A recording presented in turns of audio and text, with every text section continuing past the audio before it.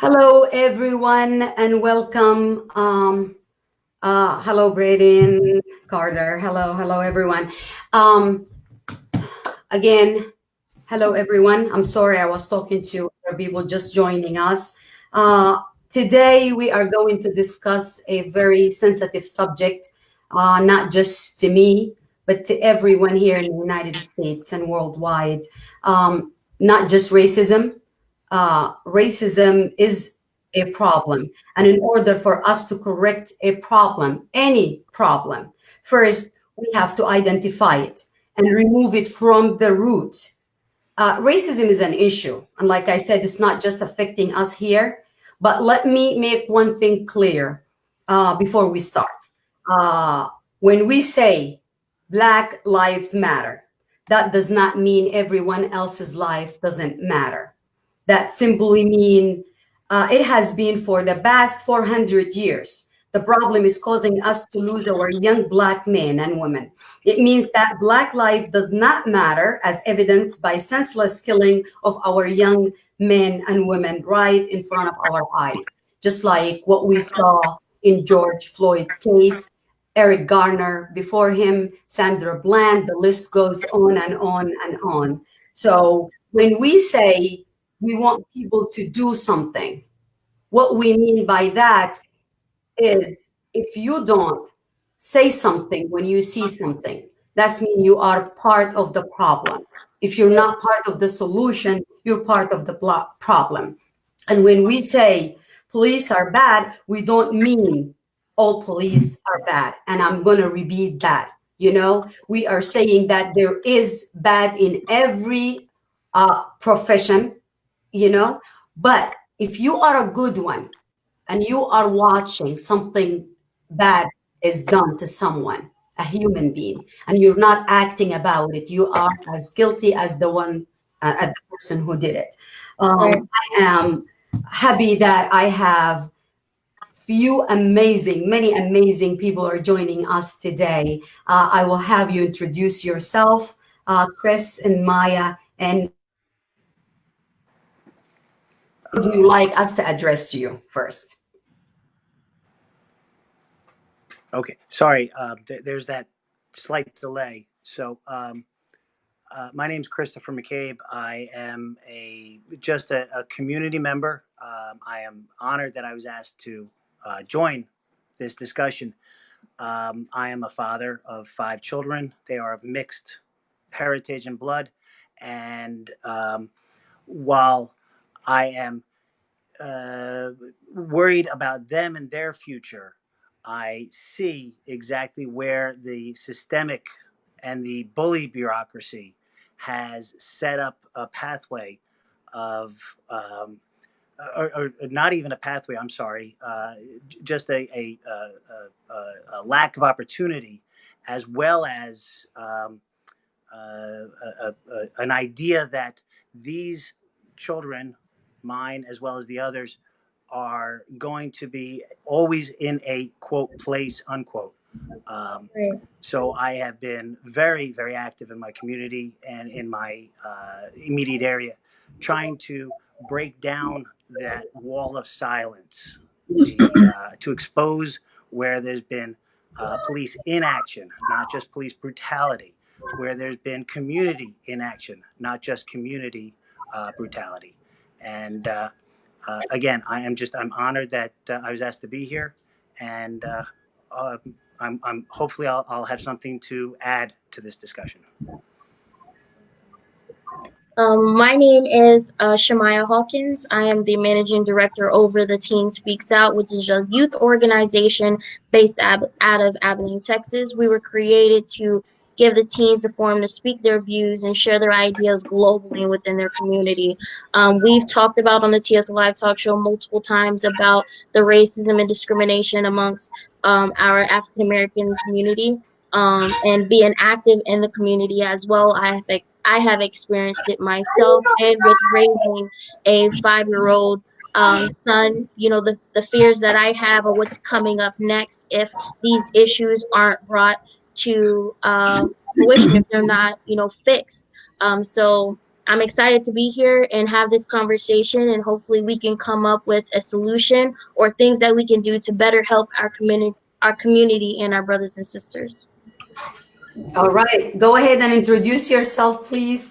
Hi, my name is Wendy Weaver Carter. I'm a Um, retired Harrisburg City police officer, and information. I have two biracial sons. And one is actually a police officer now in the city, along with his father, who's the police commissioner. And it really I'm sorry. troubles The, me the the when delay keeps getting to me. We hear you well. Okay, there we go. All okay, right, awesome. and Okay, again, I apologize for that. My name's Christopher McCabe. I am a No, sorry. Go ahead. Go ahead. Continue. me. Yes, you. Yes, I'm sorry. Okay. Yeah. Anyway, it really troubles me when a few bad officers do the things that happened in Minnesota the other day to cause problems for the good officers. I was never, ever trained to put a knee to a neck. That's just totally inhumane and it's ridiculous. And to me, the other three officers need to be charged too, because as you said earlier in the beginning, when you're a part of it and you don't do something, call a supervisor, try to intervene to stop the negative action, you're just as bad. Right. I 100% agree with what you're saying, and we're gonna go ahead and discuss all of that throughout the show. Thank you for everyone joining us now. Please post your comment, questions on the side for our panel, and I have AB. Also, Raj and Arya joining us here. I'm sorry, we're just introducing everyone, then we will get to the subject. AB, can you go ahead and introduce yourself? Sure thing. Thank you so much, Hadra, for having me. My name is AB Al Saraj. I am a life coach. I'm a CEO and founder of I Will Coaching, a life coaching agency here in Virginia, but we do have clients all over the globe.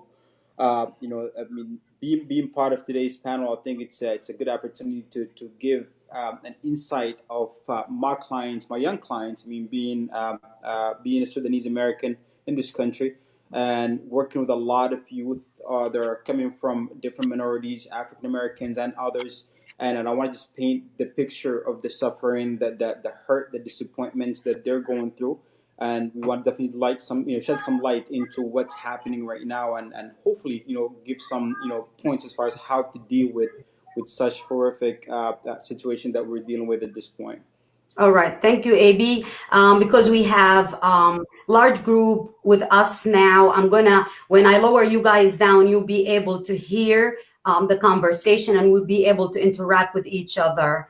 Let me find Christopher too. Area joined us. We have a young voice with us here as well. Can you introduce yourself?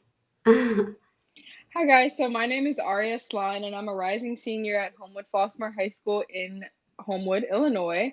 And I am, to put it plainly, I'm a teen activist and I'm very involved in my community.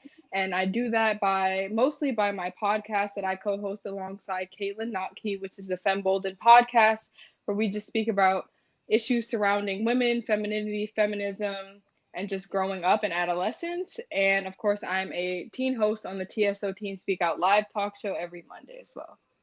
Okay, thank you, Arya. And I am going to show for everyone just joining us. A lot of people were not able to see the video. I know it's out there, but we're going to just show a glimpse of what happened and what brought this whole discussion now. I know racism and prejudice exist in all of us. We all have our own bias. The only way we can fix and correct this issue is to address them, not to bury it. Or Right. what do you guys think? Oh, you're definitely right about that 100%. We've buried everything for the past 400 years, and this is why in 2020, this is where we're at right now. Exactly. All right, so I am going to lower myself and show a small video.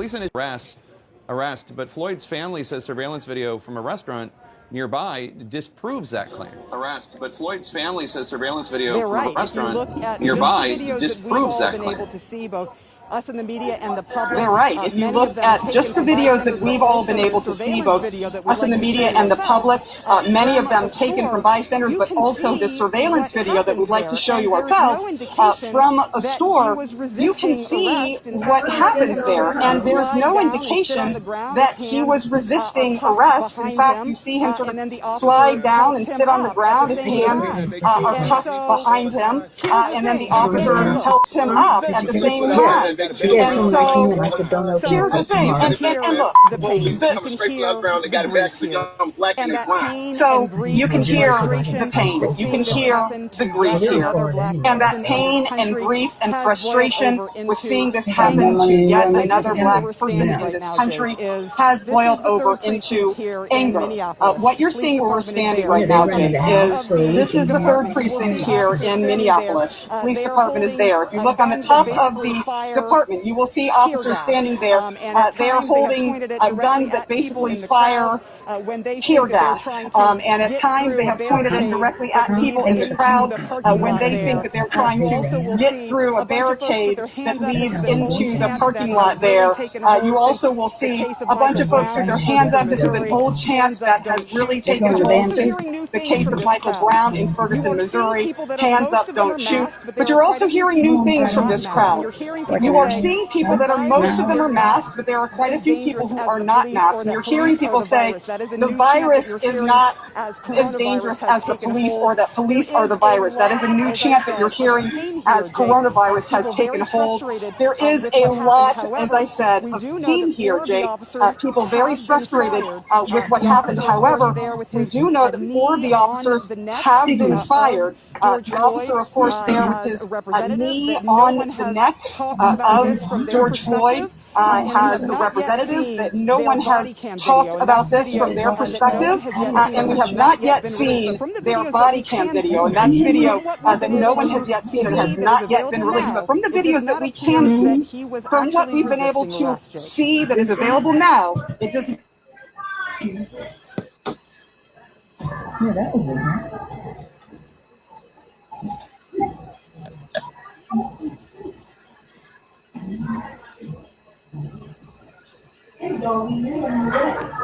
What we just saw is a small part of this whole issue.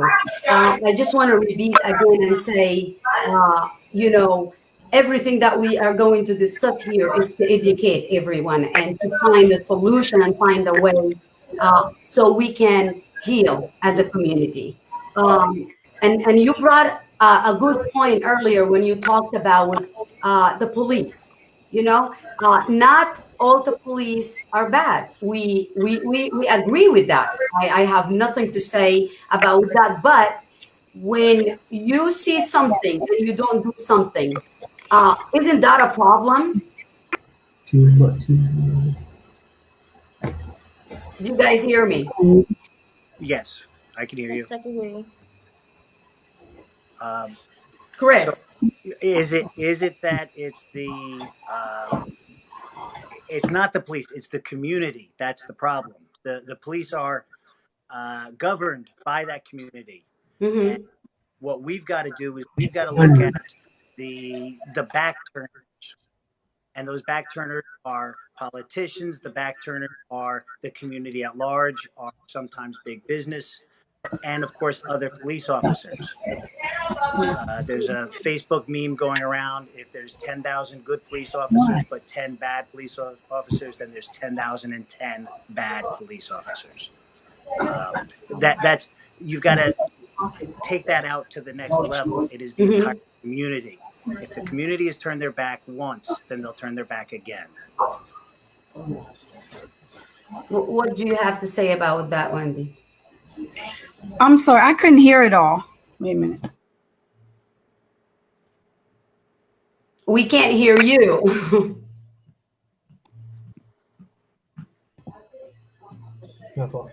I'm sorry, I couldn't hear all of what he said. Okay. What basically he was saying is the problem is the community, and everyone who is not acting with, to what they see or responding to it. And if there is one bad seed, like basically one bad police officer, and there is can you just repeat that again, Christopher?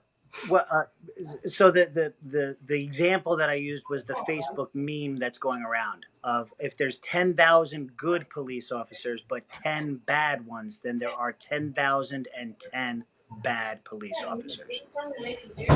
Did you hear that? Yeah, I heard him. Personally, like I said earlier, when an officer does something negative like that, it makes it hard for all of us.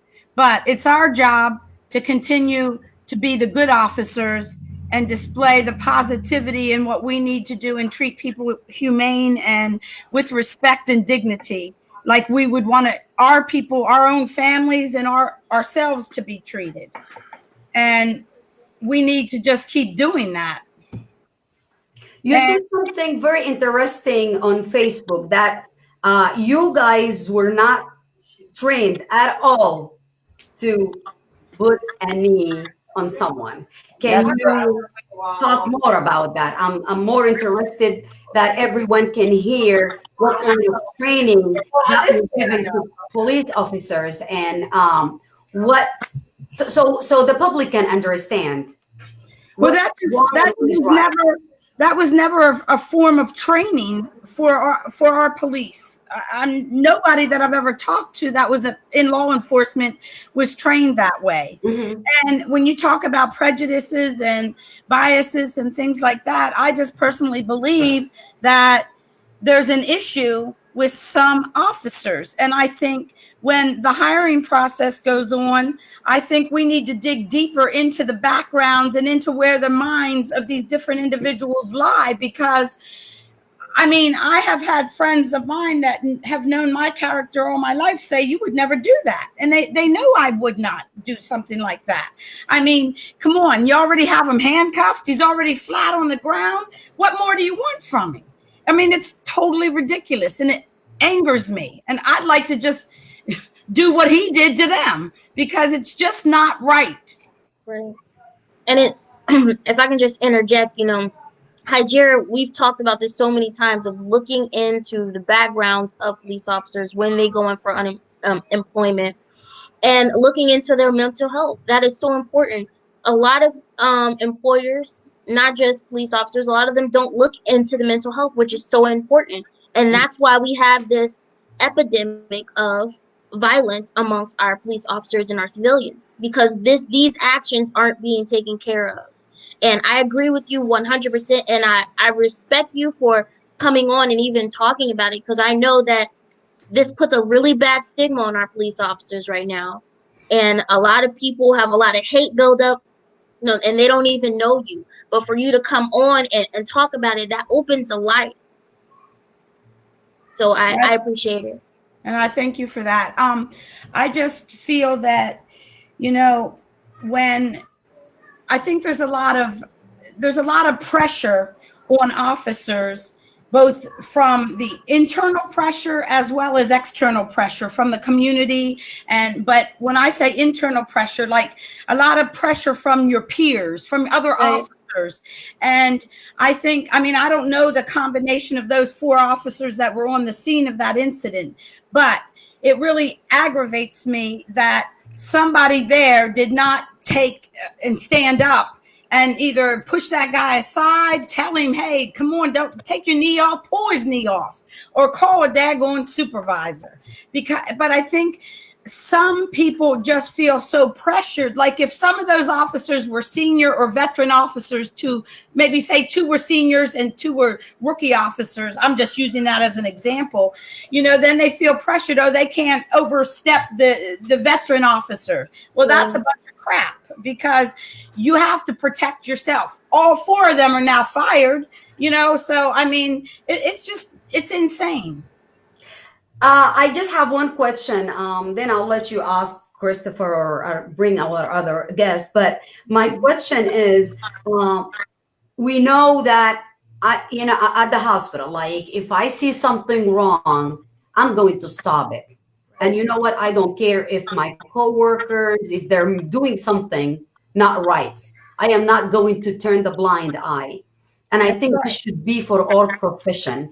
The What we understand and what we have seen, that why people are mad and upset and focusing their anger towards the police is because the good ones will not stand up and will Right. not say this is wrong. It is kind of it feels like a gang to me, and which does not what it should feel like. I shouldn't be scared every time I hear police siren behind me. Right. Right. I shouldn't be afraid every time my daughter goes out driving, because When you see they're something, you supposed to say protect us. So is that something I mean, is that something in the like that's a culture and we cannot break it? What can we do to It can make be broken. that? I'm sorry? It can be broken. I don't think when you hear a siren and you hear the police that it should be always negative. I think that if you have an interaction with good officers, then you have to program your mind that there are good people out there to help you. Hmm. But how are we going to do that? That's my question. If that's all we're seeing the bad things, and then on top of that, we're not seeing anything change. Like how we can get the public to see the good, and how can we get those good ones to come out and Right. and Well, support? maybe everybody needs to go to their local police department and Is it a inquire. matter of the community needs to become the police, in the sense that it's not a matter of the professionals, it's the they're probably just as tired of going up against the bureaucracy themselves.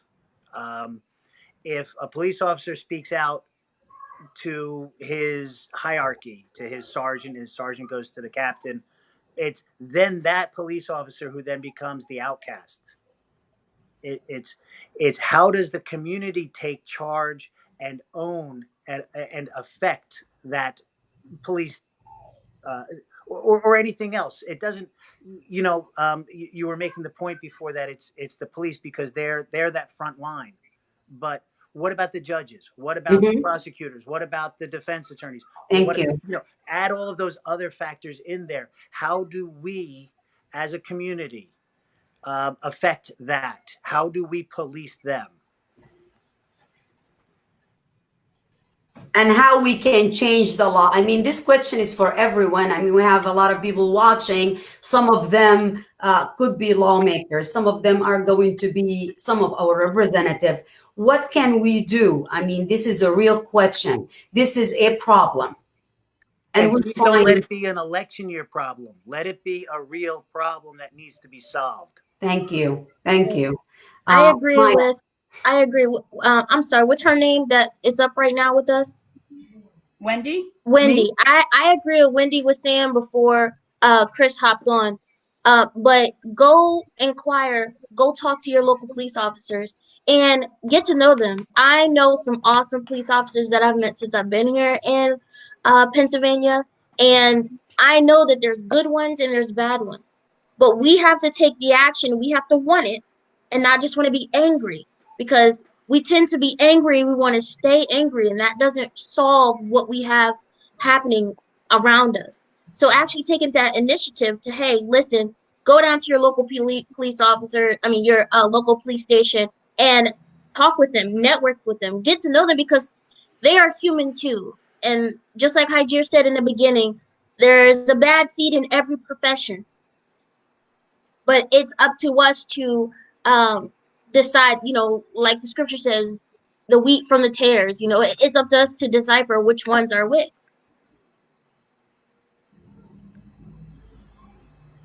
I agree with you. I mean, I just think that, you know, we have to, it's just like you said, police officers are human beings too. We have children, we have, we're a part of the communities, and everyone needs to hold each other accountable. I think it's really important to recognize that as Black people, it is really like, I understand the sentiment expressed that, you know, don't have the mindset that all police officers are bad, but when you see a disparaging amount of Black people being killed in senseless violence and only for their skin color, it becomes really hard. You like, I completely understand that there are good police officers, but we also have to recognize the counter kind of part of that, and how a lot of Black people are, you know, are of the understanding that this is institutionalized racism, and a lot Right. of these cops that are committing these acts of senseless violence and racism aren't the same people who may be doing explicitly racist things out every day in their community. These You're are right. people who are conditioned to think that Black people are inherently malicious people who deserve to die, and that our struggles are invalid to them. And like I said, like that racism is definitely exists within them. So we have to understand the difference between overt and covert racism, especially in the conversations that we're having right now about police brutality, about the institution of racism, about how people of color are treated in America. Because like I said, it's not every act of racism isn't just explicit. It's not just Right. explicitly saying, I hate a group of people and this is why they deserve to die and all of that. That's not true. But when you have just little things that have negative connotations, that have racist connotations, and if people don't understand the implications of what they're saying, like those police officers, of what they're doing, like the people who are defending the police officers, like saying all lives matter and the racist implications of that statement, we won't be able to progress in Right. any way. That was 100% well spoken. 100%. I definitely Thank agree. you, Maya.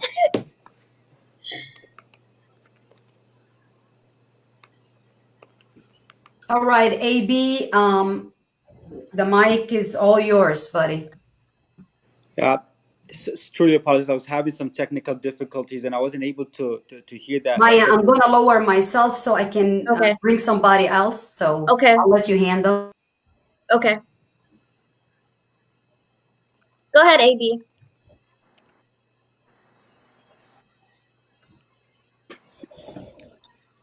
Hey, Hadger,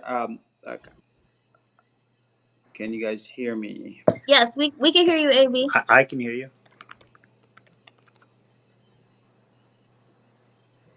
Can you hear us?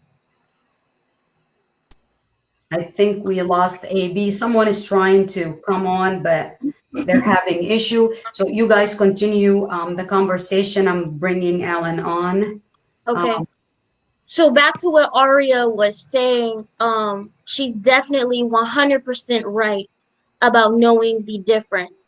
And it's so, how do I put this? It's so easy just to sweep it under the rug and say, hey, there's good cops and there's bad cops. It's really easy to just sweep it under the rug. But this has been going on for the past 400 years, not just with our police officers, but with people that we've had in leadership.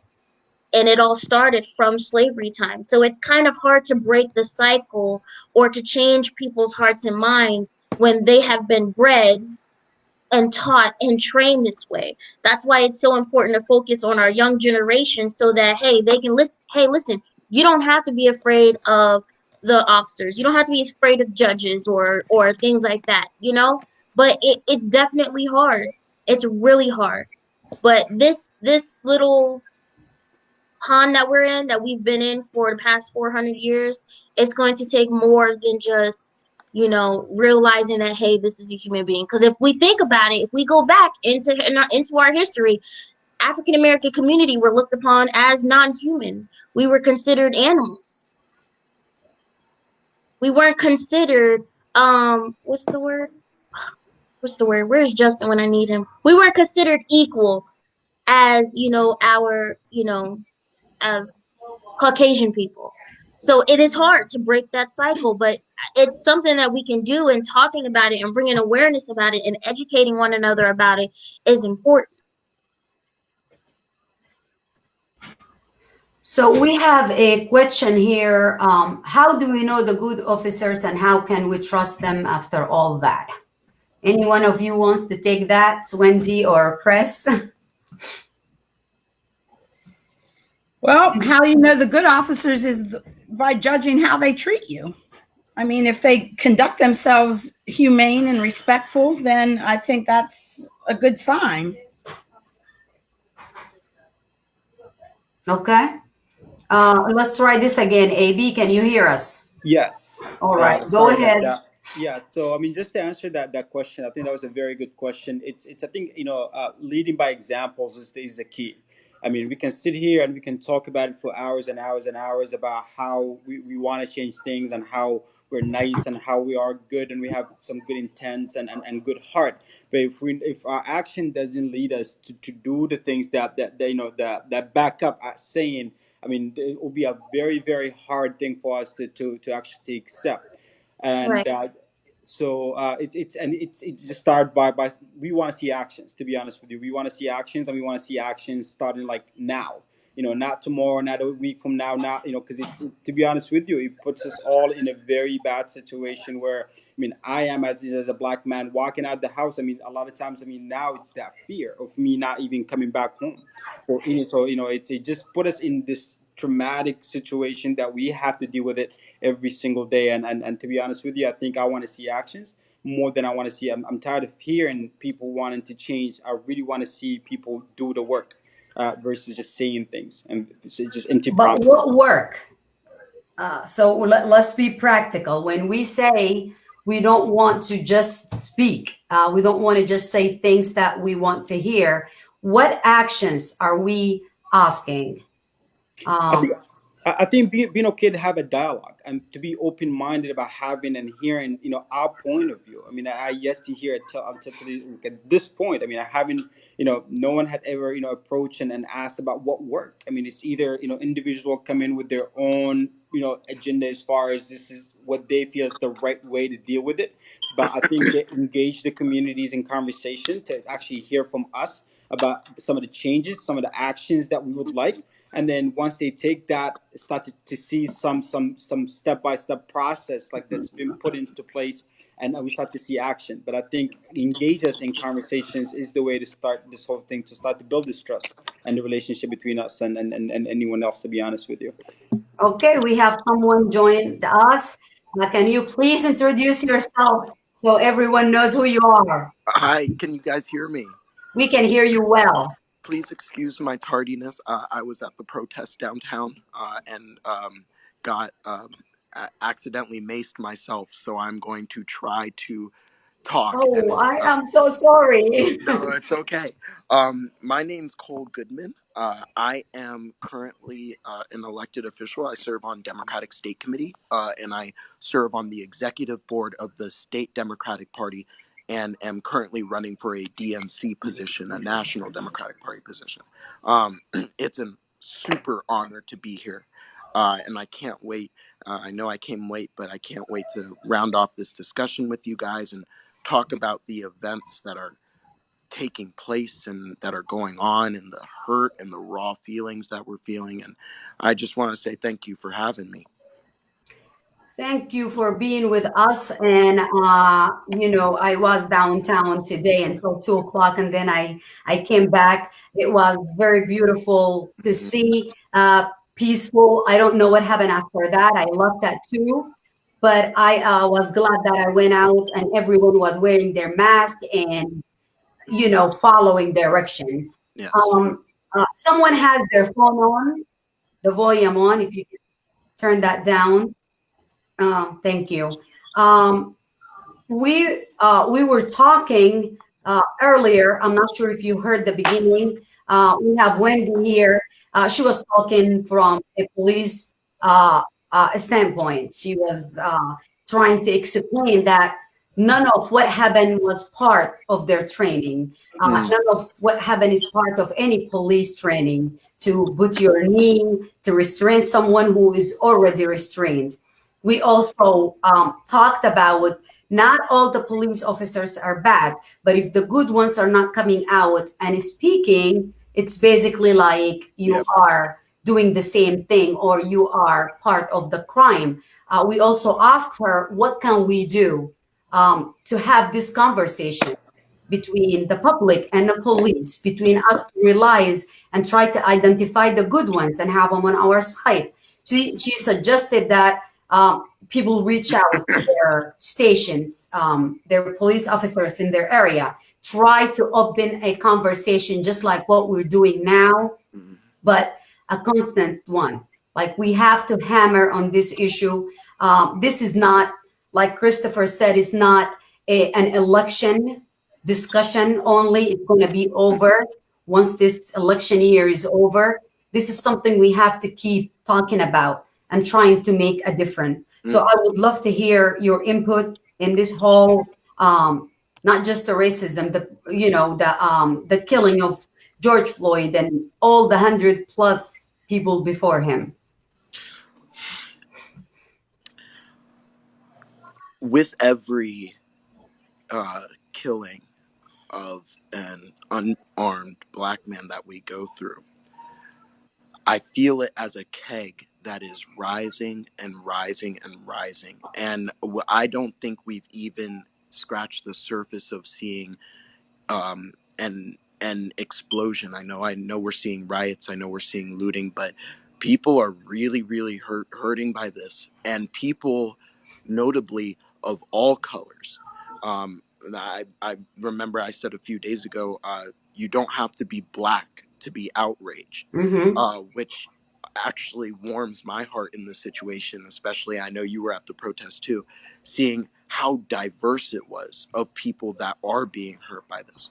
The point that you also made of reaching out to police departments, I definitely think it is a two-way street. And in some police departments, even in central Pennsylvania, do a really good job of being community active. So when these events go on, of course there's going to be tension, but the people who are protesting have seen their cops before in their community. And I got to give even a shout out to Police Chief Thomas Carter, who was actually down at the protest, talking with protesters, saying, what can we do to mend this relationship? What can we do to better this relationship? So that's really heartwarming as well. And personally, I have broken down and cried so many times this week after watching that video. I've only watched the Mr. Floyd murder video once. That's all I could stomach. I can't watch it again. So this is a painful time, but I hope it's the time that breaks the cyclical cycle of a black man or woman is killed. We grieve about it for a few months. The media follows it for a few months. And then everyone forgets until it happens next time. And we can't keep having a next time, or else this country is going to, just explode. So I appreciate you asking my thoughts on that. That's that. I hope I answered your question. Yes, you did. Yes, you did. And like I said at the beginning, this is not a one day or a one sitting conversation. We all had this conversation among us. I love having all of you as friends on my Facebook page and in my life, because we all out there trying to educate, but it feels like it's not enough. Alan just joined us. Can you hear us well? I can hear you fine. Thank you. Can you please introduce yourself to everyone and jump right in? Yeah, everyone but Cole, because he just saw me. Yeah, Cole, can you see Alan? No, I see you, and I see. Was your name Mary? Wendy. Wendy. Yes. I see Wendy. You better not forget me, boy. Wait, come into the light a little more. Wendy, you're not sitting by the light, Wendy. Miss Wendy Carter. I don't know why I'm at my son's house. I don't know why it's dark. Wendy Carter. This is Wendy Carter. Commissioner Carter's my ex-husband. Oh yeah, well, I gotta say he did great today. He had white. I had not to see you, Wendy, because you don't have any light. Tell your son to put some light on. Hold on a minute, Alexa, turn your lights on. Look at you, Alexa. Right. All right, Alan, go ahead. Let me start by saying that when I saw Cole this afternoon, he had not been maced, and he was looking in fine spirits. So I don't know what happened when he got separated from me, but I had nothing to do with that. So He my made name is Alan. I'm he said. retired U.S. Air May Force I make, senior while we NCO. get Alan, may I make one more point? Go, Cole. We need more police chiefs that execute what they did, what Chief Carter did today. Because that went a long way. That went a really long way, especially with the angriest of protesters. For them to see the police chief out actually trying to talk to them, I could tell they were taken aback as well. Okay. All right, Alan, the floor is all yours. Okay, so I am a retired senior master sergeant from the U.S. Air Force, spent 24 years in. I've also been a Democratic candidate for Congress and for president recently. And my platform included fighting back against 4 threats to the country. And number 3 on the list was rising personal and institutional racism, because that is a dire threat to the country. And as I explained to people at the time, it's not just an issue of mild daily discrimination, slurs, and mistreating people. It's literally an issue of life and death. We actually have this problem of people killing people based on their skin color, and we just watched that happen again, of course, in Minnesota, but we've watched it happen for years and years and years. In fact, in 2006, when I was living in Panama City, Florida, just after I had retired, just a year after I had retired, we had a young boy, actually, 14 years old, William Lee Anderson, who was in the Bay County, Florida Sheriff's Department's boot camp. On his first day in the camp, he was struggling with their physical fitness regimen. He was set upon by sheriff's deputies. They grabbed him, they shook him around a little bit. There were several of them. They slammed him into a pole, and then the group of sheriff's deputies rode his body to the ground, landed on top of him. He finally passed away from the abuse that he got from these sheriff's deputies. And wouldn't you know it, the medical examiner in Florida determined that it was the sickle cell trait that Martin had, not sickle cell anemia, the sickle cell trait that he had that was responsible for his death, not the physical abuse that he took. And of course, we see the same thing happening right now in Minneapolis with underlying health issues from George Floyd somehow are responsible for his death, not someone murdering him by putting his knee on his neck. So let's be clear about this. They used the same charge against the deputies in Florida. They eventually arrested 7 or 8 people with this crime. They used the same charge. Then they decided that they couldn't have murdered him because of this underlying medical condition.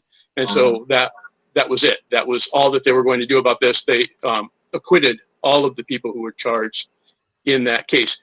If Anderson and if Floyd had not died, if they had come within inches of losing their lives but not died, then of course they'd have to hold the abusers responsible, the murderers or the attempted murderers responsible. But they found this underlying medical situation, and they used that to try to exonerate the people who killed these 2, a black boy and a black man. Now, and this is not a new thing, unfortunately.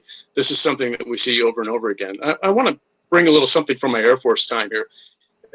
As an NCO, my responsibility was always to professionalize the Air Force. I looked constantly for people who lacked the self-discipline to follow the rules, and I corrected them. And if they could not be corrected, then I pushed them out of the Air Force.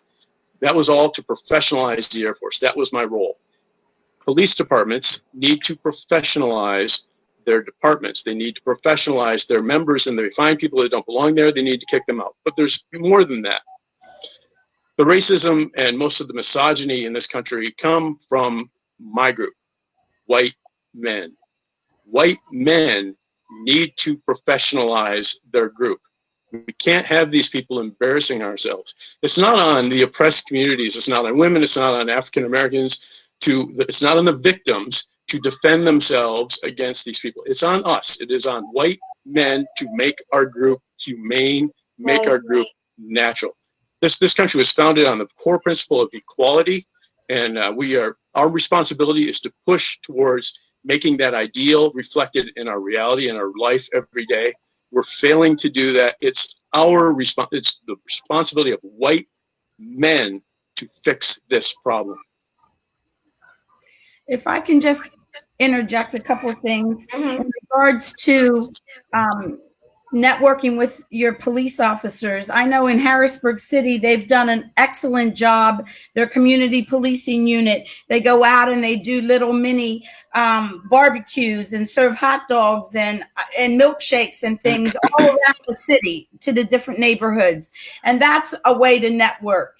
And in regards to hiring, I believe we have to spruce up the job to hire, to try to recruit minorities. We need more Black males, Black officers, period, and minorities in the police department.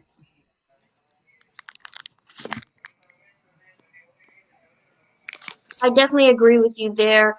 But while you say that, I feel like some of our men and women in the African American community feel like if they are police officers, they're going to be labeled as trying to be white or what's the, uppity or different things like that. So that it comes with other stigmas when, wanting them to be involved and take more leadership roles in our community, because we've been taught for years that we are not meant for those roles, that the white man is meant for that role.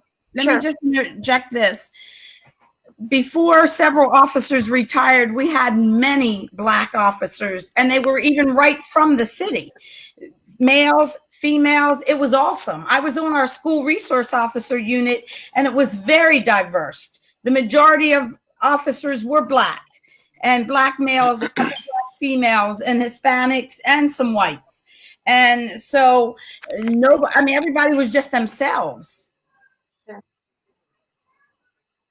But I understand what you're saying, but we just need to recruit more. And that's why educating and keep talking about this, maybe it will, like I saw something earlier, Alan, I'm not sure if you saw that, but one of the young Black men who was speaking, he went up, like he mustered some courage and did talk, and we were able to hear a young person's perspective on this, and he got really dizzy with the heat, and he didn't eat, and he felt really sick. And two of the police officers approached us. We were trying to give him water and do something, and they called the ambulance and they came to him. His reaction broke my heart because I see my son, I see myself in him. The two policemen came down, a woman and a man, they came down and they said, "Let's take you to the ambulance to get help." His reaction was like his eyes were full of fear. And that moment, I truly broke. I didn't know. I left after that. That was close to 2:00. But that showed me that we do need a lot. We need to bring that the trust back between us as society.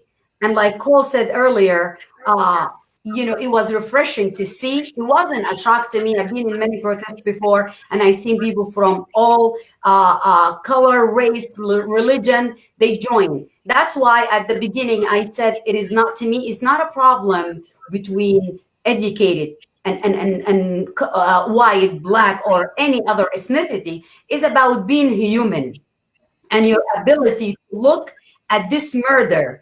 And I don't care what color of that person under this officer's knee, but it will never be okay.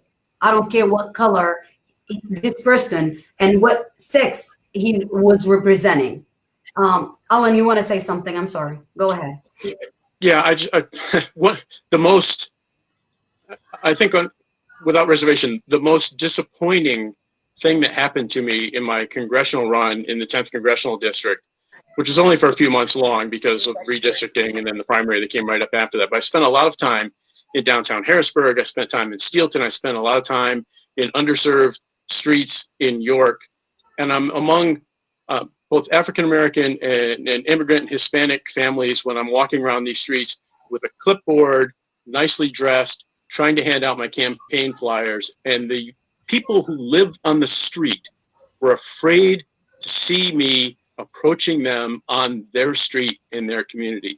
And that to me was so emblematic of how wrong things have gotten on this track. And again, that's not something for those communities to fix.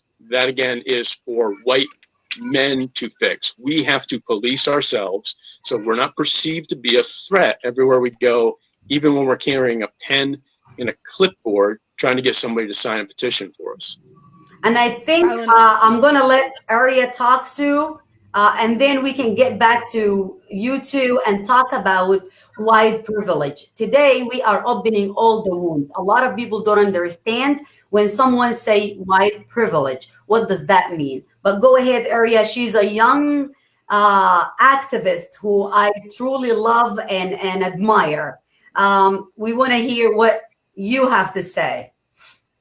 Yeah, so firstly, Alan, I'd like to say I completely appreciate and agree with what you said about it being the responsibility needing to be placed on white men to change these institutions, because the institution of racism and slavery and misogyny and America was built, on the foundation of ensuring that white men will succeed in all facets. So, like I said, I appreciate that you are able to recognize that and then furthermore act upon that. And secondly, like I said, I agree. I think it is so tiring as a Black woman and as a minority just in general to constantly have the burden being placed on you to engender change in your community and around the globe. And although I think that it is my social obligation to advocate for change, both, like I said, in my community and around the globe, I think that once we recognize that unless the people that the system is designed to support and ensure success for aid us in our attempts to, spark change, like you said, as white men, unless white men contribute significantly to the change that we're trying to create. I'm sorry, I'm like blurred up, but the change that we're trying to create in America and around the globe, then there won't be any real progress made, because like I said, the institution is designed for white men to succeed. So if white men don't use their voices that they need to use, and white people in general, then we'll be stagnant in our efforts to engender change. Yeah, we talk a lot about being allies, of course, and oppressed communities where we're talking about misogyny or we're talking about racism, they have to first deal with the burden of the oppression. Then they have to deal with the burden of sharing their stories about the oppression, which is painful to share, and sometimes embarrassing, often terrifying to share. And then we're saddling them also with the burden of leading the charge to get that fixed in a community that's oppressing them, a community that they're being excluded from. And that's just utter nonsense, absolutely, completely utter nonsense. So groups that are being oppressed, that we need you to share your stories. And as your allies, we don't need just to be in Harrisburg with you today like we were, or in Carlisle or York or across the country. We need to go out into the white communities that we're in every day and share those stories and fight for you in that realm, not when we're surrounded by you, almost as if we're parading off. Look at me, I'm with you, I'm your ally. You don't need me to do anything for you in that circumstance other than be there and keep my mouth shut and listen. You need me to be active for you when I leave that space and go back to where I'm surrounded by other white men. Right.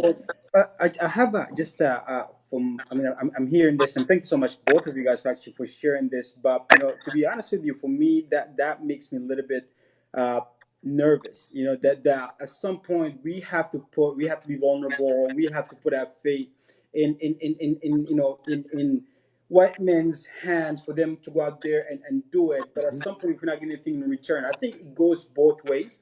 I think it's for us to share our story, to share our pain, and I think we've been trying to share our stories, and we've been trying to share our pain for years and years and years. I think it's actually the other way around. I think people in power. I mean, those white men need to come out there and share their pain.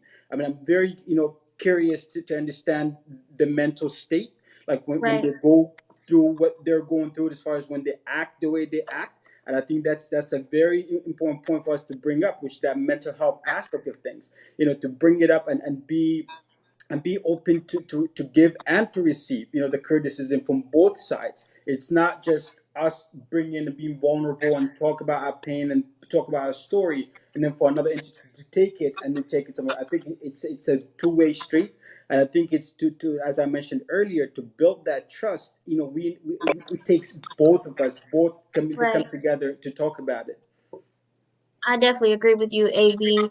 We've been talking about it for 400 years now. We've been expressing our pain and our hurt and, want it to be fixed. And we're still in that same pond and it's just continued to ripple. So I definitely agree with you. And let me be clear, right? I'm not saying, don't get involved, don't advocate, don't demand change. I'm absolutely not saying that. I'm saying that what I see across white communities and across the national conversation is Black leaders fighting to fix this problem with white men, essentially with white men. And I'm saying the onus, the national narrative should not be, you have to be the leaders to fix this. There should be pressure on white leaders, white men, to fix what's wrong with their community, instead of saying, there's no new Martin Luther King Jr. today, and that's why this is still going on. No, there are no strong voices within the white community saying this is wrong, we're going to fix it, we're going to fix our group. That's the challenge that we have. That's the issue. Because until that happens, we are going to keep fighting this problem for 400 years, because the attitudes in the white male community persist as oppressive, negative attitudes. So the question that I think that I have, thank you so much actually for clarifying that. But the question that I have, like, as far as, how do we get white men to realize and to recognize? At some point it's like, having a conversation and going about. Unless they want to change, unless they want to come out and trying to see the change, you can't force someone to change. They can't force someone to. So what does it take? Like for us. And that's what, like, right now, like, when we going through what's happening in Minneapolis and some of these different, the riots and some of these different things. I know it might not be the answer, but at some point, it's like, what does it take for someone to realize and to recognize enough is enough? This is a problem that we need to jump in and we need to do something about it. I think that's just a question that I think I'm looking for an answer to be honest with you. Can you hear me? Am I? Yeah. So if I can, just what I've said throughout my, just to speak to AB, it's not that you need to be open and I'm sorry, it's not that white men need to be open and share their story with you. The problem is we need to hear your story. We need not physical, because you're already saying your story. We need to stop doing what we think is best and hear what you're telling us. Because for 400 years, or any amount of time that you want to put to that, we've been so busy being and doing, we've forgotten what it is to hear that other side. The hand comes up and we know better. And that's not the way that this is going to get fixed. It has taken burning and looting and cars being overturned and me arguing with 800 people I don't even really know on Facebook for me to really find my voice. And yet I've always been an ally and an advocate, and those are good words. And that's not the way. But that's not what we need right now. We need real, constant, dig your feet into the sand and get some traction change. And we need that with you. We need to empower those leaders in the Black community, in the Hispanic community, in the minority communities. And we need to advocate for them as their support system, no longer try to be their advocates. So let me add that one of the leadership lessons I've given people for decades now is the key is always, whether you're talking about children or dogs or humans, including white men, is you reward good behavior, you punish, you censor bad behavior. And so you have a collection of allies. Some of them are doing the right thing. Some of them are trying to fix the white male community, and you should highlight that and you should applaud that. Some of them are pointing to things that African Americans should be doing differently, or things that women should be doing differently as ways to fix that. Those aren't really your allies, and you need to censor them. You need to steer them back on track and reward them when they do the right thing, which is to go after the cause. Just like, the issue with rioting right now, let me tell you why we have riots. It's because another unarmed black man was murdered. Mm-hmm. Not because people are responding to that murder, it's because somebody was murdered. We're all going to respond differently to that. We saw that on display in Harrisburg today, especially in the last hour or two of the protests, or at least the last hour or two that I was down there. That's all of those responses: anger, rage, sadness. Those are all legitimate. The fix for this is not to try to get people not to respond to a murder. The key to fixing this is don't murder. Mm-hmm. Thank you. I think that was a big fight on Facebook. Me and Chris had to battle, and I think you too, Alan. I am glad this is coming, and we argue. Some people, I feel like there is no hope, but I used to think always there is always hope. I always see the good in everyone, and I try to find it. But some people, we just lately, the past couple of days, we had this discussion or conversation that if you are more angry at seeing people burning stuff or doing something, I am against violence, and I truly don't believe that those are protesters who went for the good reason. Some of them, we have bad people everywhere, but I do believe that it happened in Sudan. I'm not sure if you're following the whole globe when there's a revolution. In Sudan, I'm going to just give you a small example. In Sudan, the opposition, the revolutionists, were out peacefully rallying.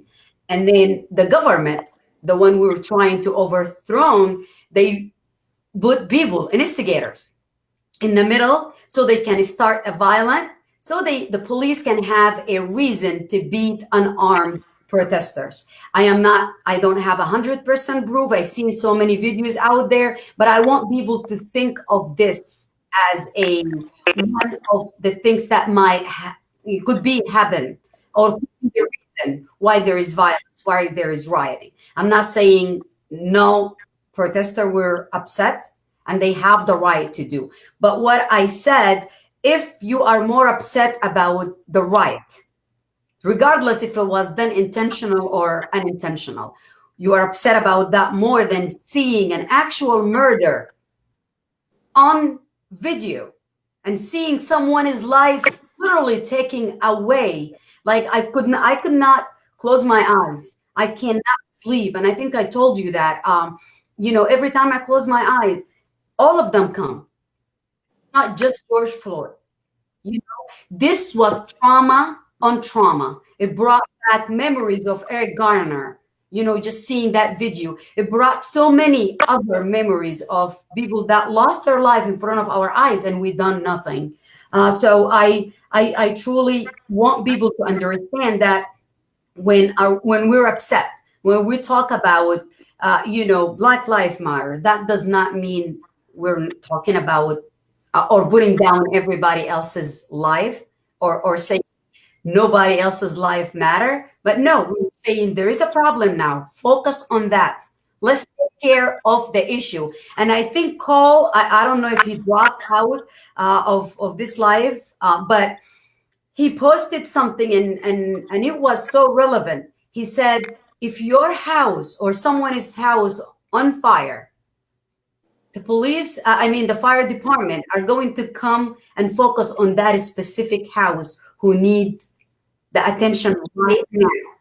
That does not mean all the other houses don't matter, but it means that there is a house in distress. And that's the same situation. I know it's not the same losing a life, but it's the same,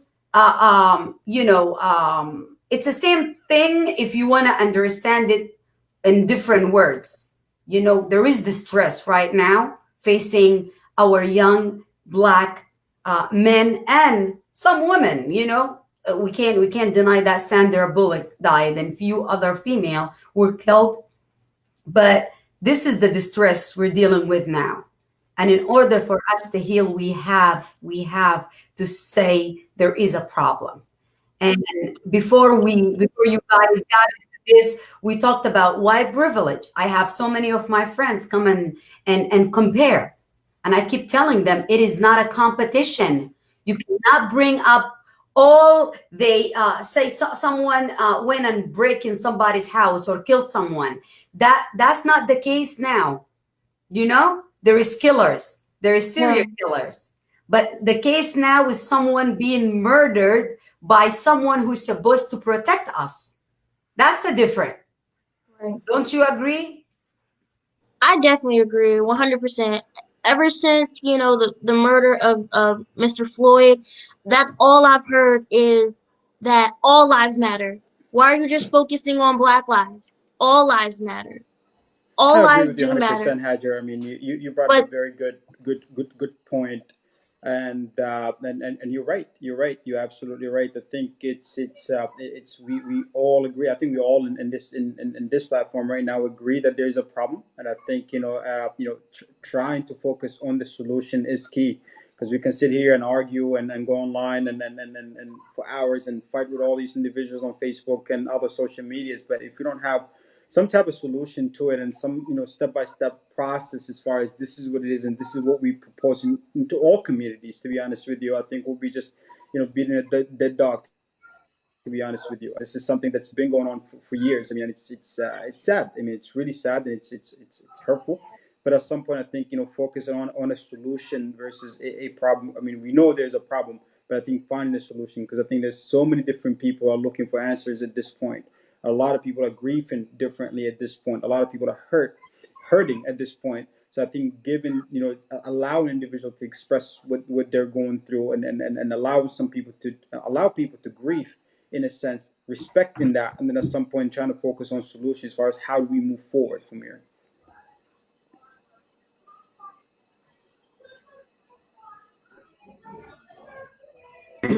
Thank you, AB. I had to bring myself up so you guys can hear me. But Ellen, you were ready to say something before I dropped my sound.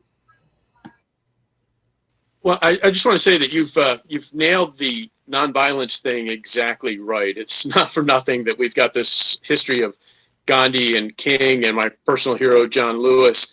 And as you said, in Sudan, but Tunisia stands out for me as a really good recent example where in all of the 2011 Arab Spring revolutions, the only one that succeeded in moving from dictatorship to democracy was Tunisia, because it very carefully avoided any hint of violence. And everywhere else there was increasing levels of violence and increasing devastation.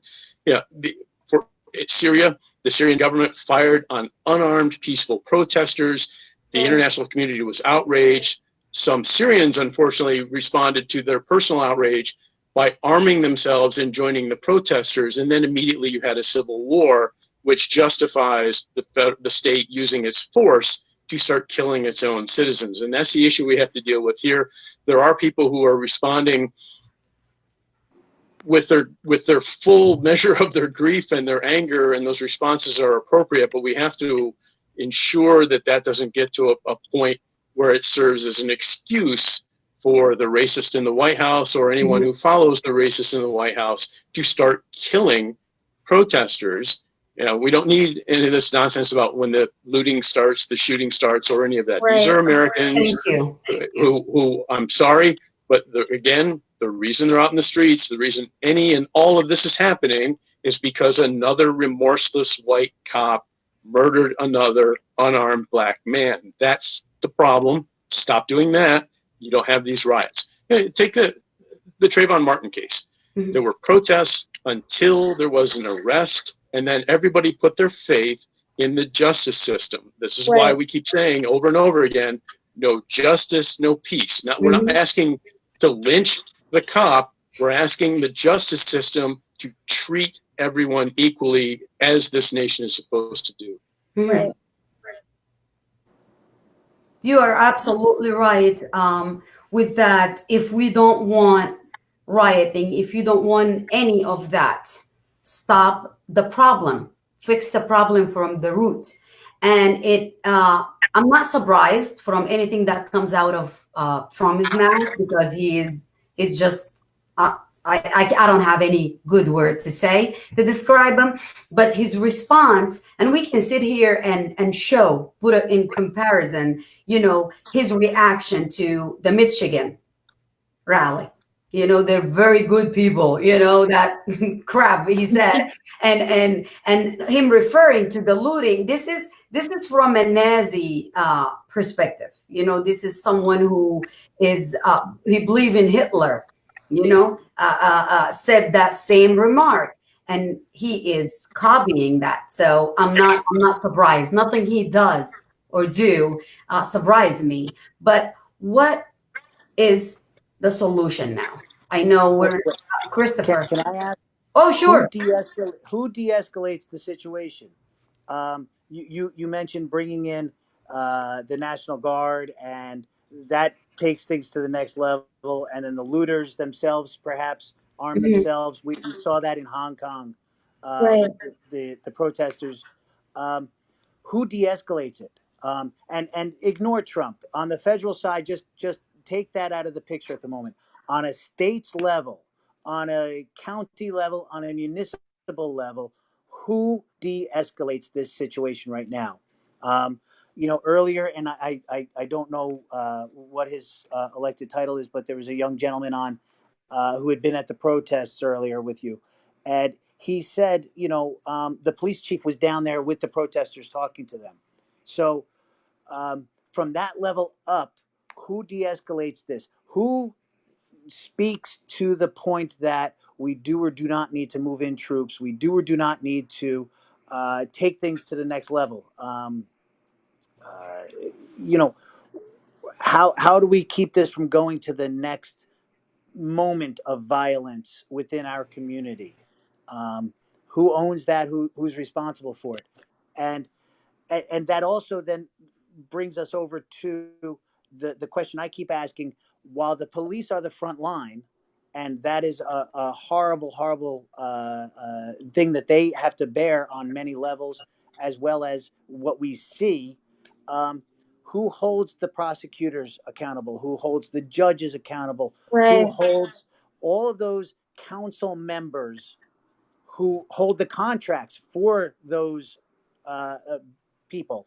Uh, Again, who, where's the line in the sand? And don't forget, our government is originally built on a reverse pyramid. The municipality should be stronger than the county. The county should be stronger than the state. The state should be stronger than the feds.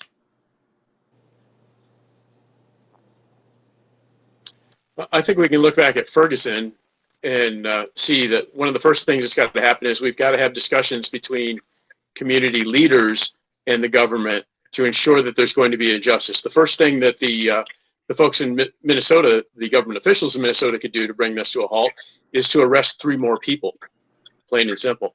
Because right now, justice still is not served in this Right. case.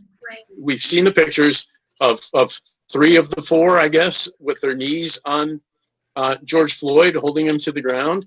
We know that they were there doing nothing while he was being murdered at other points in this crime, and they are still, firing doesn't do it. When they're arrested for crimes, then it looks like justice is being served. People are going to be some portion of the people who are in the streets will go home and watch the justice system operate and be on guard to see if they need to come back out. And that's how it took, Hold on it took some time in Can I ask Ferguson a to wind question that then? back. How do we keep those people, once they've gone home, how do we keep their voice active? Great, I'm glad that they're going to go home and stay safe and come off the streets. But how do we continue the voice of those protesters once they've gone home? Remaining active, if I can interject, remaining Please. educating and talking about it, because we tend to, once they have been arrested and we leave it into the justice system, we tend to fall back and then we forget about it. until we hear in the news that, hey, these people have not been convicted about it. So educating everyone, taking the initiative to educate yourself, because people are destroyed for lack of knowledge. So if you are not educating yourself, you cannot, and I repeat, you cannot make anything better. You cannot. So staying active, making sure that you're educating yourself and staying up on what's happening, that's one of the ways to do it. You got to make sure we keep talking about it, and keep talking about it in media, and not just sweeping it under the rug like we did slavery. Yeah, I think again we've got to keep identifying which allies are doing, things that will fix the cause of the problem, and which allies are just trying to make the situation calm down and disappear. Because calming down is not really the appropriate thing here. You have to keep going after them. As a retired Air Force guy, my number one goal in this life is to defend the country against a treasonous U.S. president. And so every Wednesday afternoon, I'm in downtown Carlisle, Pennsylvania, with my Impeach Trump Now sign from 4 to 5. Everybody's welcome to join me. Repetition matters. You just keep doing this over and over again. Set yourself a schedule. There's a long and growing list of victims to police violence, and you can just update that list every couple of weeks. There will be a new name every single time. Just get out there, keep going, keep going, keep going, and then keep pointing to your allies and saying, what are you doing to fix the problem with this group of white men? I truly have nothing more to add what you just said. Impeaching Trump would be the answer for some issues. Educating our whole society will be the main correction, or I think without I don't know.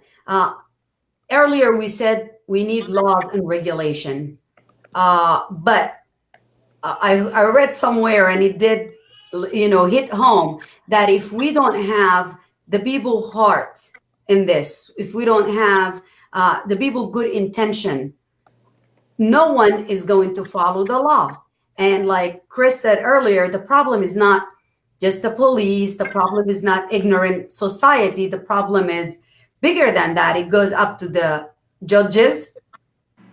It goes to the people who are handling Bigger than that. protesters. I mean, once you go to jail, it goes to the people that you're dealing with in jail. I mean, it's a whole. That's why it is a systematic, problem. And to correct it, I mean, we're trying, we're talking, but that's not enough. Do we have laws? I mean, I know there is some laws, and I know that in different other countries as well. But if we don't follow them as citizens, or follow them as the people who enforce it, what is going to happen? They're not going to be enforced. I don't know. I see you all shaking your heads in agreement. Before I don't want us to end this conversation today without just coming up with something. I know we can't all build a solution right now. We don't have a magic wand, but at least as a starter, like simple steps or things that we need to do. I know earlier you said reach out to your representative, vote. What else? The floor is yours. Start with. Well, with you. how about showing up at that court when the police are on trial? We need that participation in the audience. We need participation on a community council level. How many people watching this at this moment have ever been to a council meeting in their community? How many? And how many have understood that you know what, your school board has more power than your council, because they're the ones that are guiding the children. So how many have ever shown up at a school board meeting? How many have ever shown up at a county commissioners meeting? How many, and just looking at that list alone, and so maybe that's a start. what are you going to do tomorrow? I'm sorry, Monday, to step up and participate in your community? Mm-hmm. All right. There's not a single person in Stroudsburg, Pennsylvania that doesn't really know me. I walk the streets, I talk to everybody, I show up at meetings, I'm on the planning commission, okay? And I'm there as an ear and an advocate, and it, and I hate to use the word because it's about to become something like synergy, but I'm there as an ally. Mm-hmm. It's about to, that word ally is sadly about to start getting overused. All right. What can these people do right now, tomorrow, Monday, whatever day you want to call it, to step up? Is that our starting point? Perfect. So at my protest this past week, Wednesday, I, for change, was not alone or not alone with just one or two friends. There were a half dozen people there holding up signs associated with George Floyd, associated with Black Lives Matter, etc. And they can keep coming week after week after week. And you just keep putting that message in the face of people as they're driving down the street through the center of downtown Carlisle, or down your street, or whatever community you want to get to. We have to build up our and support our hope as well. This can be done, right? It was African Americans telling their stories to white men with power that got us the 1964 Civil Rights Act and the 1965 Voting Rights Act. This works. You can do this. Get out there, tell the stories, get a hold of the people in power. Fortunately, it's not exclusively white men anymore, but get them, grab them by the hand, demand that they fix this. They are the ones who have the ability to make some changes. And of course, again, I can't stress this enough. If you see a white ally, Mm-hmm. make sure they're really an ally. Again, support them when they're doing the right thing, correct them when they're doing the wrong thing, encourage them to change course, do whatever you have to do to get them so they're an effective ally, which means changing white attitudes on race. Awesome. AB. I think, yeah, thank you so much, both of you guys. Actually, I think some very, very, very helpful tips. But I think it starts with us educating. It starts with us doing our part. I think each and every one of us, have something that we bring into the table. Continue to keep the message. Continue to educate. Continue to learn about our history, about just the history of the struggle throughout. And continue to learn about our allies and do your homework. Go out there and vote. I mean, I think each and every one of us have a part to play. I mean, it doesn't matter if you're a doctor, it doesn't matter if you're a student, it doesn't matter if you're a coach, it doesn't matter what you do. I think we all have a responsibility. We all have some type of responsibility that we have to do. I mean, just simply sharing the messages, simply, look at things and educate and teach other people how to do things. So just doing your part. And I think one thing that you brought up, you talked about earlier during this conversation, Adra, is if you're not, if you see something and you know it's wrong, but you don't do anything about it, you're as guilty as someone who actually did it. So at some point, it's like take it back, take it back. Let's pat ourselves in the back and do something about it. Each one of us, I think, do what you can.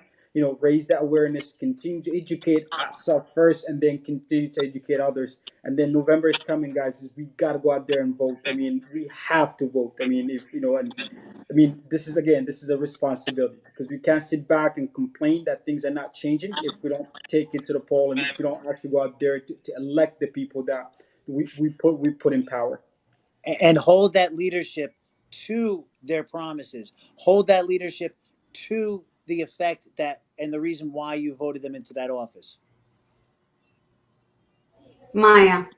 Oh my word, I love everybody on this conversation, okay? I just need y'all to be like in my backyard so I can come out and just talk to y'all every day, okay?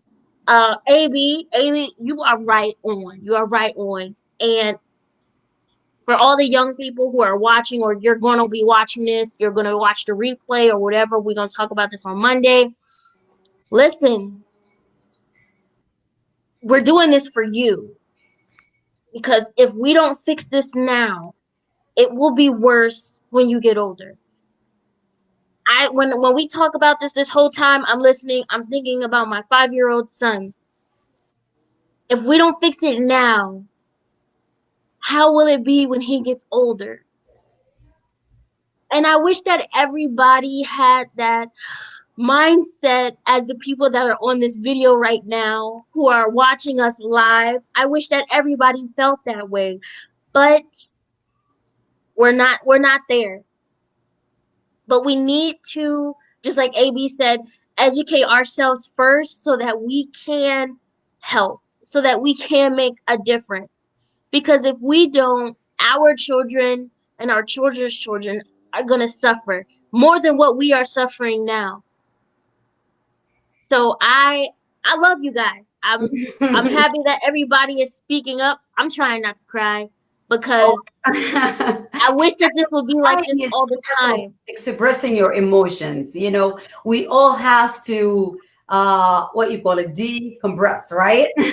We have to find the way. Some people talk, some people cry. Find your way so you can bring that balance back. We don't want anyone to explode. We don't want anyone to get depressed. Chris, you posted something about a young man who was murdered, and he was feeling depressed and trying to commit suicide. It was a transgender Mhm, man. He had just gotten out of prison, was obviously depressed, had posted on his Facebook page publicly that he was feeling suicidal, and went out and confronted a group of people that had recently just abused him. mhm, He did cut one of them, but the police response was immediate and deadly. yeah. And the then we look at the fella that was, I don't know how many months ago, running around with a hatchet in his neighborhood, and the police de-escalated the situation, removed the hatchet, put him in the back of his car, and took him to the hospital because he needed help. The difference is it was the gentleman with the hatchet was a white man. Mhm. That's the only difference. That's it. It's I'm afraid, and instead of cowering and being fearful, I'm going to get angry. Mhm. And let's take that anger and keep it focused on something positive and poignant, something for our future, our children's future, our grandchildren's future.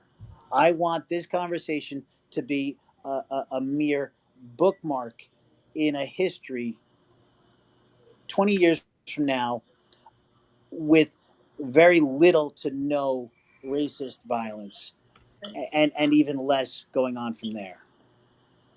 Thank you. I brought that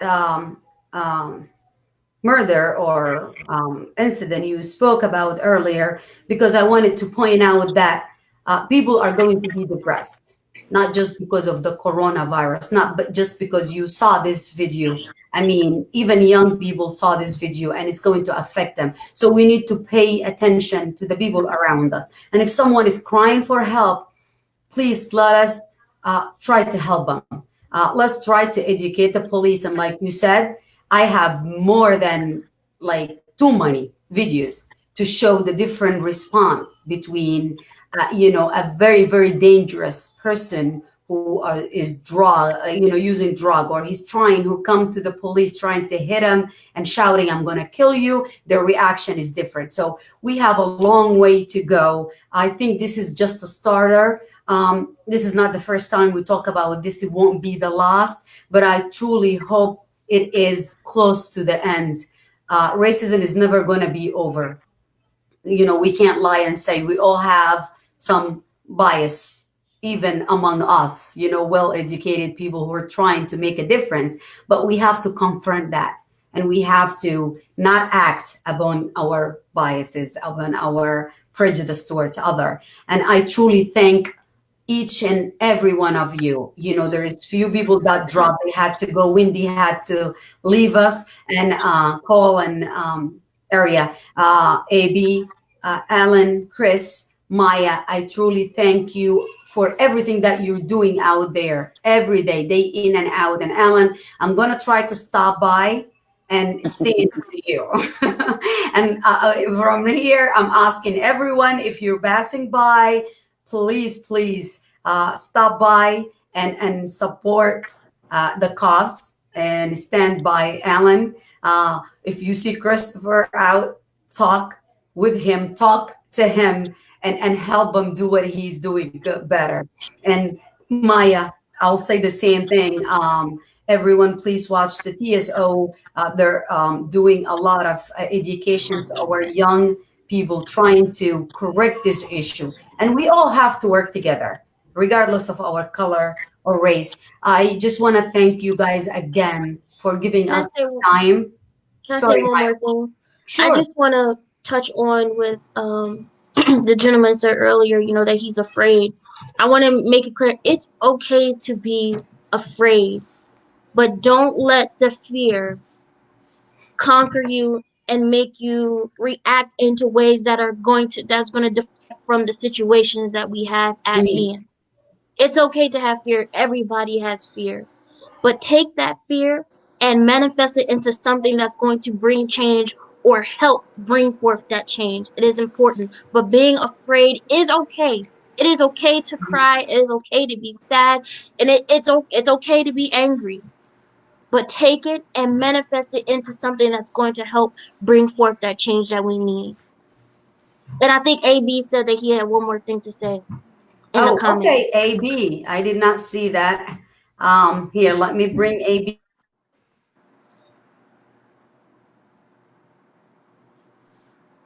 Thank you so much. I just wanted to add one more thing to to this whole equation. I mean, like as you mentioned, as we talked about earlier, that a lot of people are hurting, a lot of people are feeling sad, a lot of people are feeling depressed, a lot of people are mourning with this whole situation.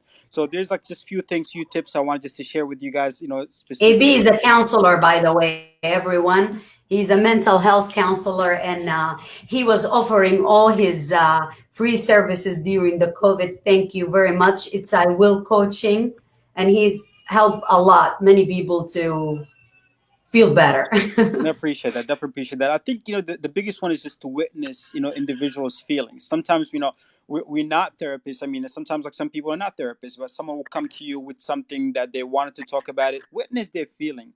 Allow them to go through. Allow them to cry. Allow them to feel angry, and just witness. Sometimes just listening to what they're saying is very helpful in so many different ways. I think the second thing is just to affirm their feelings make sense. If they come to you and say, "Hey, this is how I'm feeling," just yes, I agree with you. I feel you. I see you. I hear you. Just give them that comfort and give them that affirmation that whatever that they're going through, that it does make sense. Show them that they understand their feelings. And try to just relate it to something. And like I said, sometimes it's just let them know that they're not alone in the situation. Maybe to prevent that one guy from killing himself. From when he reached out for help, when he went in to express his feelings, just to let them know, like it is appropriate to feel the way you're feeling. So at some point, give that, affirm that, and then don't minimize their feel. Don't minimize their pain. Don't minimize their hurt. It's actually the opposite. Continue to encourage them to talk about it, to process it, to express it. I think I tell a lot of my clients just to bring in a pen and paper and just write these feelings down. Express yourself. Offer physical affection. Sometimes just giving someone a hug, or just patting them on the shoulder, or just letting them know that you Not hear now, them. not during Corona, Not though. corona. Wear a mask. If it's a family member, I mean, just sit with them. Let them know that you feel them, and suggest some steps. I mean, I know in a minority, communities, mental health is a taboo. It's a topic that we don't talk about, often. So offer help. There's tons of different therapists that are offering some services online, so you don't have to go to our office and things like that. But we have to break that cycle as far as let everyone know that there is help out there, for everyone. It doesn't have to be a minority. It doesn't have to be black, white. It does not matter. There's help out there. If you're hurting, we hear you. We here for you. There's tons of like resources out there for people to take advantage of. So please take advantage of it. Thank you, AB. Thank you, everyone. And we will do this again, definitely. Okay. Thank you, Alan. Thank you, Chris, Thank AB, you very much. Maya. Maya, thank you so much, guys. Have a good one. You guys go out there, do what you do best. Go to. Bye. Bye.